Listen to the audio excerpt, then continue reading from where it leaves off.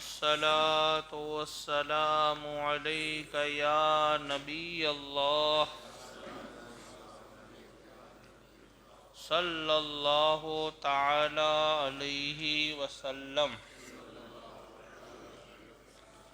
رسول کریم صلی اللہ تعالی علیہ وسلم نے فرمایا، جس کے سامنے میرا ذکر کیا گیا اور اس نے مجھ پر درود نہ بھیجا تو میرے آقا فرماتے ہیں وہ بدبخت ہوا۔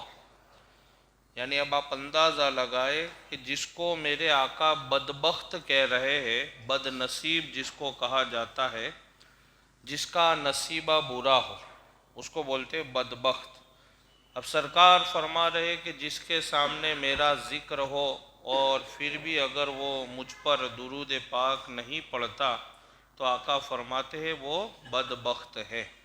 رحمت عالم نور مجسم صلی اللہ تعالی علیہ وسلم نے فرمایا، جس کے سامنے میرا ذکر کیا گیا اور مجھ پر درود و سلام نہ پڑھا تو سرکار فرماتے ہیں اس کا مجھ سے اور میرا اس سے کوئی تعلق نہیں۔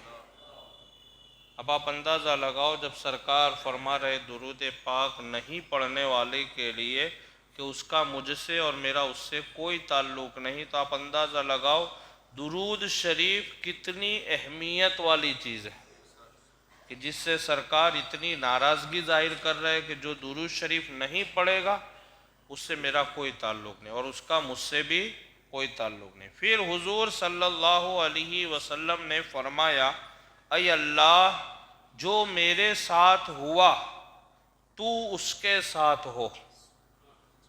کیا فرماتے سرکار؟ اے اللہ جو میرے ساتھ ہوا تو اس کے ساتھ ہو اور جو مجھ سے الگ ہوا تو مجھ سے الگ ہو جا۔ یعنی آپ اندازہ لگائے، یعنی درود پڑھنے کا جو عمل ہے وہ ایسا عظیم الشان عمل ہے کہ اس سے سرکار سے محبت کا اضافہ ہوتا ہے، لگاؤ بڑھتا ہے، اور جب سرکار سے ہمارا لگاؤ ہوتا ہے تو ہمارا اللہ سے بھی لگاؤ بڑھ جاتا ہے۔